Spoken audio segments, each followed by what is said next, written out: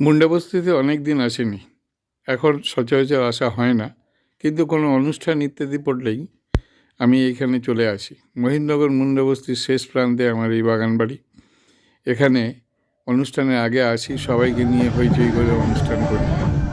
আজ 1 জানুয়ারি, আমি কাল রাত্রেই এসেছি। আজকে সকালেই বললাম যে সবাই মিলিয়ে একটা পিকনিক করি, এসো। আনন্দে সবাই ডগমগ। এদের আসলে আয়োজনটা বড় কিছু নয়, এদের শুধু অর্গানাইজেশনের মধ্যে একটু গান বাজনা এটা দিলে ওরা নেচে গেয়ে একাকার করে, দরকার হলে সারা রাত জাগতে পারে। খাওয়া কী হলো কী হবে এসব নিয়ে ওদের কোনো ভাবনা নেই। ছোটরাও একইভাবে সমানকালে অনুষ্ঠানে যোগ দেয়।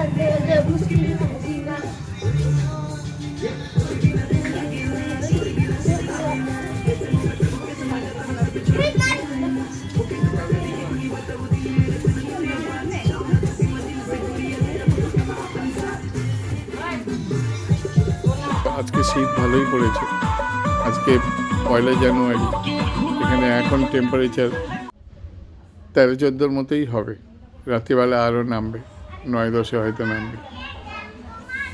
এইখানে এই পাড়ায় মোটামুটি 15-20টা ফ্যামিলির বাস করে।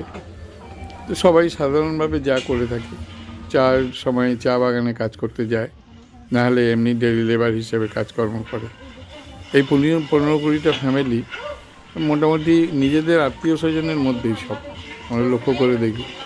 এখানে ওদের ইউনিটি কিন্তু প্রচণ্ড বেশি, অর্থাৎ একসঙ্গে মিলিয়ে মিশিয়ে সবাই কাজ করতে খুব পছন্দ করে। কোনো অনুষ্ঠান ইত্যাদি হলে তো কথাই নেই। এই 15-20টা ফ্যামিলি নিয়ে ওরা বাস করে, নিজেদের মতো করেই থাকে। আমি আসলে আমি ওদের সঙ্গে মিলেমিশে যাই, তাতে ভালো লাগে, ওদেরও আনন্দ লাগে, আমিও এটাতে আনন্দ পাই। সর্বসম্মতিক্রমে আজকের মেনু ঠিক হয়েছে: ভাত, ডাল, বেগুনি, বাঁধাকপি, গাজর, আলু দিয়ে, মটরশুঁটি দিয়ে একটা সবজি তরকারি, আর চিকেন, আর সেই সঙ্গে থাকবে একটু চাটনি, আর সবশেষে থাকবে মিষ্টি। নিজেরাই এখানে পরিষ্কার পরিচ্ছন্ন করে মাটির উনুন করেছে। মাটির উনুন মানে কিছুই না, একটুখানি গর্ত করে নিয়ে তার উপরে 3-6টা করে ইট দিয়েছে। আর কাঠের জালের অভাব নেই, এখানে কাঠের জালেই রান্না হবে। ওরা নিজেদের মতো সবাই বাসনপত্র করে রেখেছে, বড় বড় বাসনপত্র, সেগুলো মিলিয়ে এরা মাঝে মাঝেই এই ধরনের পিকনিকগুলো করে। এখন আমি সমেত ওদের সঙ্গে সামিল হয়েছি।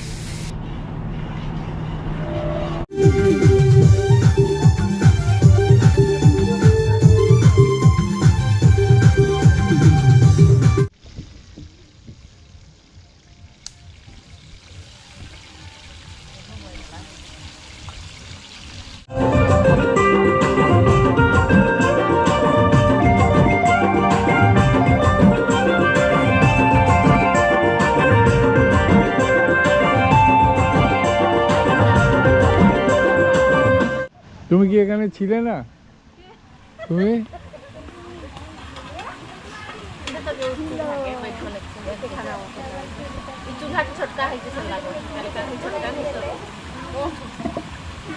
ওদের চিকেন রান্নাটা একটু অন্যরকম, খুব স্লো আঁচে ওরা চিকেন শুরু করে, এক বিন্দুও জল দেয় না। শুরুতেই চিকেনগুলো ভালো করে ধুয়ে নিয়ে পাতিলেবুর রস দিয়ে প্রায় 1/2 ঘন্টার বেশি ম্যারিনেট করে রেখে দিল। তারপর ওইখান থেকে ছেঁকে তুলে নেয়।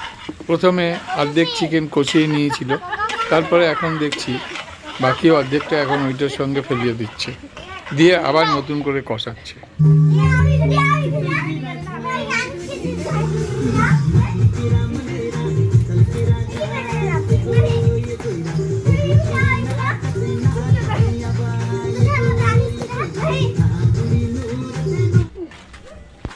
এখন একটু সিঙ্গারা পর্ব চলছে।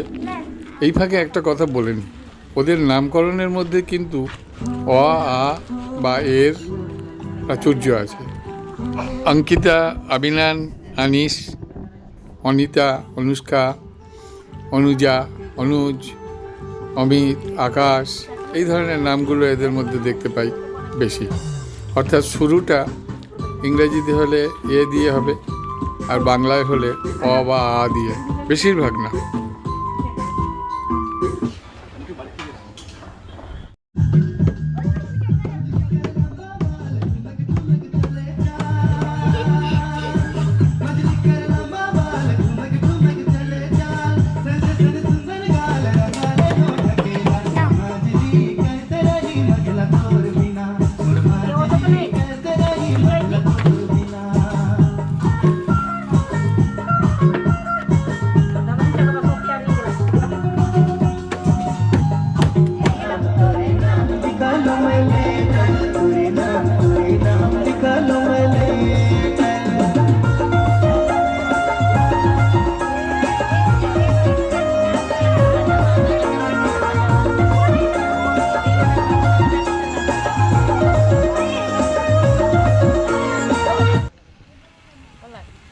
রান্না মনে হয় শেষের দিকে, টমেটোর চাটনি তৈরি হচ্ছে দেখছি।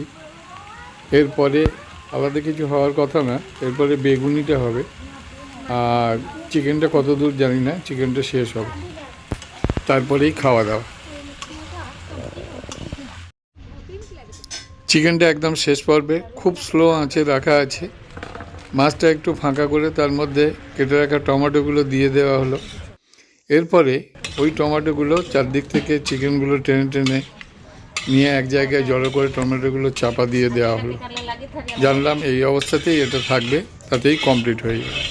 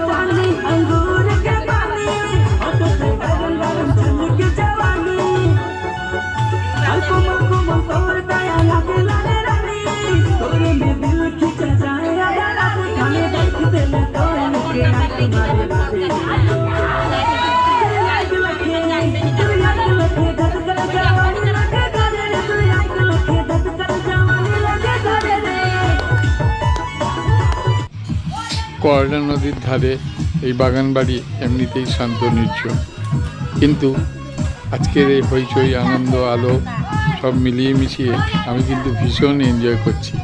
কেননা আমাদের শহরের জীবনে, সাধারণ জীবনে এই আনন্দগুলো কিন্তু প্রায় অমিল।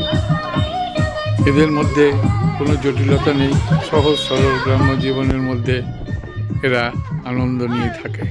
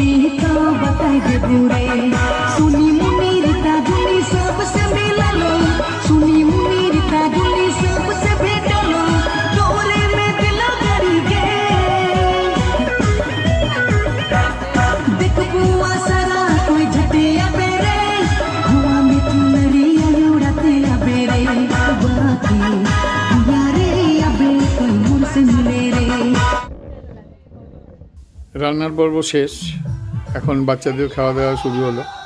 বাচ্চাদের খাওয়া দাওয়ার পরে হবে বড়দের খাওয়া দাওয়া। এখন রাত 9টা, ছোটদের খাওয়ার পরে বড়দের খাওয়াও শেষ। তারপরে ওরা কিন্তু আবার ফিরে এসেছে গানের জগতে, নাচের জগতে। অফুরান আনন্দ, ক্লান্তিবিহীন নাচ চলবে অনেকক্ষণ ধরে, হয়তো সারা রাত। তাতেও ওদের ক্লান্তি শেষ হবে না, ওরা আনন্দের মধ্যে থাকবে।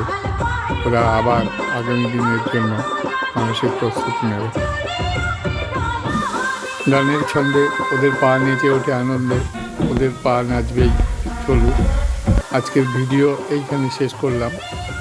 যদি ভালো লাগে তাহলে শেয়ার এবং সাবস্ক্রাইব করে দেবেন। আবার আগামী দিনে আমি এমন এদের ভিডিও আসলে আপনাদেরকে শোনাবো।